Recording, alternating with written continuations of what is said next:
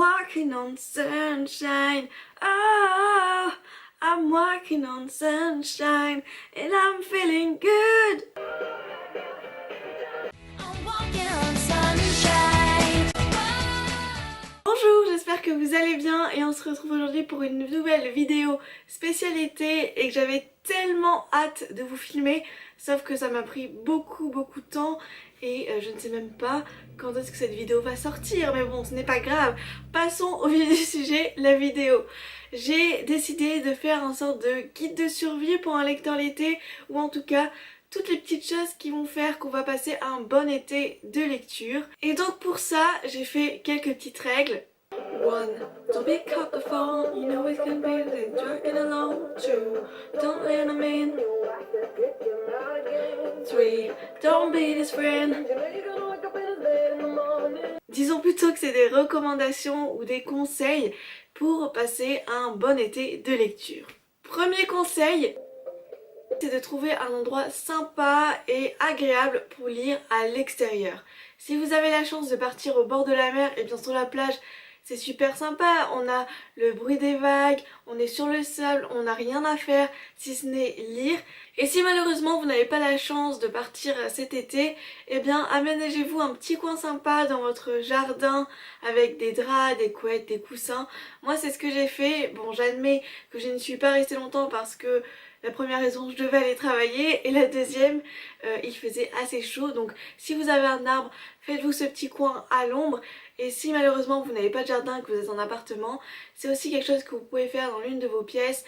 Faire voilà ce petit château fort où vous vous réfugiez pour lire. Je trouve que c'est super sympa. Deuxième chose, on est en été, il fait chaud. Donc quand vous décidez de partir quelque part pour lire, surtout n'oubliez pas de vous hydrater. C'est peut-être tout bête, mais c'est important déjà quand vous partez lire quelque part ou que vous êtes à l'extérieur, qu'il fait très chaud, de partir avec quelque chose à boire avec vous.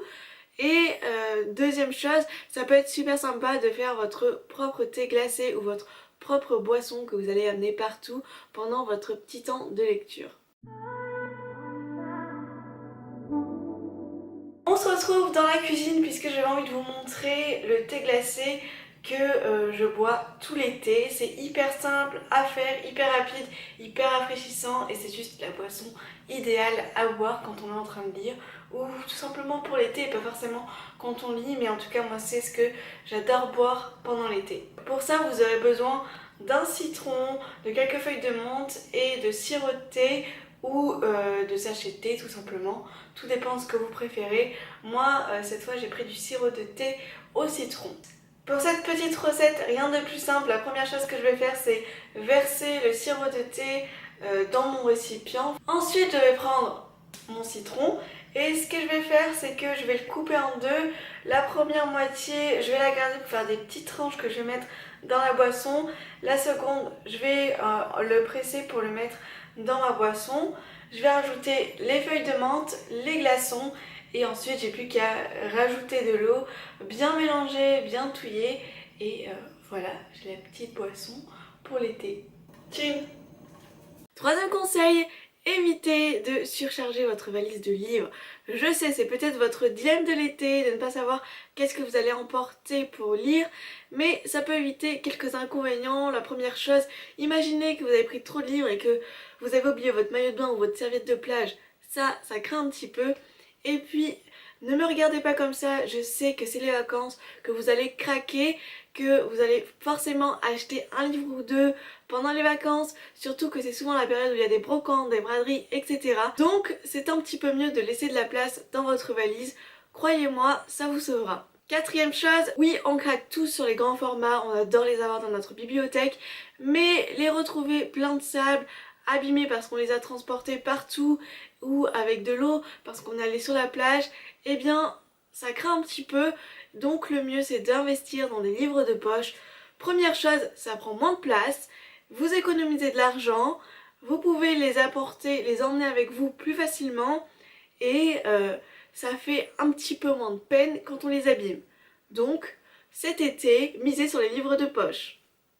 Cinquième chose, il se peut que pendant que vous lisiez, vous ayez le bruit fantastique des vagues, de la mer, et puis d'un seul coup, il y a une famille qui débarque, et là, il y a du bruit partout, vous n'avez plus à vous concentrer sur votre lecture, c'est la cata, eh bien ce que je vous conseille c'est aussi de prévoir une playlist que vous pourriez mettre sur votre téléphone, sur votre iPod, etc. que vous pourrez écouter pendant que vous lisiez. Si malheureusement vous avez le bruit des voitures ou que vous n'avez pas la chance d'avoir le bruit des petits oiseaux ou des vagues, eh bien ça peut être sympa d'avoir une playlist. D'ailleurs si ça vous intéresse, vous pouvez aller sur mon compte Spotify puisque j'ai créé une playlist spéciale pour cet été, donc si ça vous intéresse, eh bien je vous invite à aller la voir. Ou aller l'écouter plutôt. C'est un petit peu plus logique.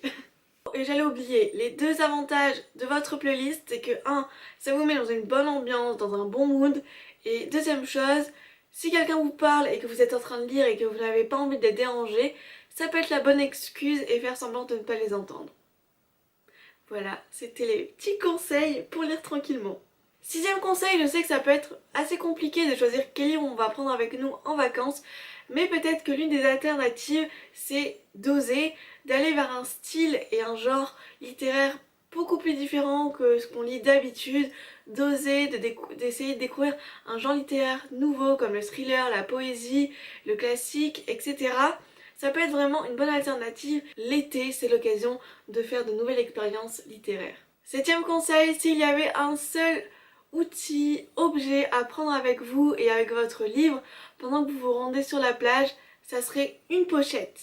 Une petite pochette qui va protéger votre livre de l'humidité, du sable.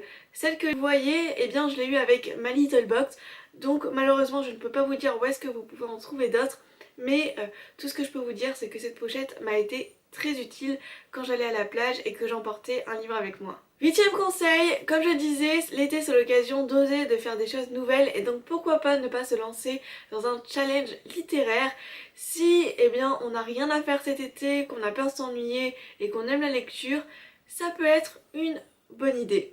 Je sais qu'il y a des sites comme Book Note qui ont sorti des challenges, notamment il y en a un qui s'appelle Ma valise pour l'été. En plus de s'amuser, c'est quelque chose qui va nous permettre d'avoir des lectures qui tournent autour de l'été, donc ça peut être sympa. Et puis en plus, c'est vraiment quelque chose qu'on peut faire avec ses amis, donc si vous avez un peu de temps et que vous aimez lire, ça peut être super sympa. Dixième conseil, ce sont deux petits challenges que je vais vous conseiller, que j'ai trouvé super sympa, notamment quand malheureusement on est coincé chez soi et qu'on voit tout le monde partir en vacances et que nous on est bloqué à la maison et qu'on peut voyager même en lisant. Vous allez voir, ce ne sont pas des challenges que j'ai inventés, le mérite ne me revient pas, je vous mettrai les sources en barre d'infos, mais j'ai trouvé l'idée hyper sympa que je devais vous en parler. La première, c'est de prendre une carte du monde ou pourquoi pas si vous êtes amateur en dessin, dessiner une carte et chaque point va être le lieu imaginaire dans lequel, ou le lieu imaginaire ou pas, dans lequel se passe le livre que vous lisez. Et donc au fur et à mesure vous allez voir en fait de quel lieu imaginaire ou de quelle ville vous êtes passé. Donc ça va vous faire voyager un petit peu, vous voyez ce que je veux dire ou pas, j'espère. Et la seconde idée, c'est cette fois de prendre une carte normale du monde et donc de définir des points que vous aimeriez visiter ou voir et les relier avec un livre. Donc cette fois ça rejoint un petit peu l'idée de challenge. Je sais que c'est pas du tout comparable à l'idée de voyager en vrai, mais je trouvais cette idée tellement belle et tellement mignonne quand on est coincé chez soi. Je trouve que c'est hyper créatif, hyper original. Et enfin le dixième et le dernier conseil de cette vidéo qui pour moi est le plus important de tous, ce n'est pas grave de partir en vacances sans livre. Parce qu'un lecteur aussi ça a besoin de vacances, donc pas de prise de tête, lisez quand vous en avez envie et comme cette vidéo, tous mes conseils, vous n'êtes pas obligé de les suivre. Faites cet été ce qui vous plaît. Si vous avez envie de lire, lisez. Si vous n'avez pas envie de lire, ne lisez pas. Et voilà. C'était mes conseils, mon petit guide pour passer un bon été en tant que lecteur. J'espère vraiment que ça vous a plu. J'ai adoré faire cette vidéo et j'espère que grâce à ça, vous allez passer un bon été ou un été un petit peu mieux. En tout cas, j'espère que ça vous a aidé. Et je vous dis à très bientôt pour une prochaine vidéo. Bye. Is it cool that I said all that? Is it chill that you're in my head? 'Cause I know that it's delicate.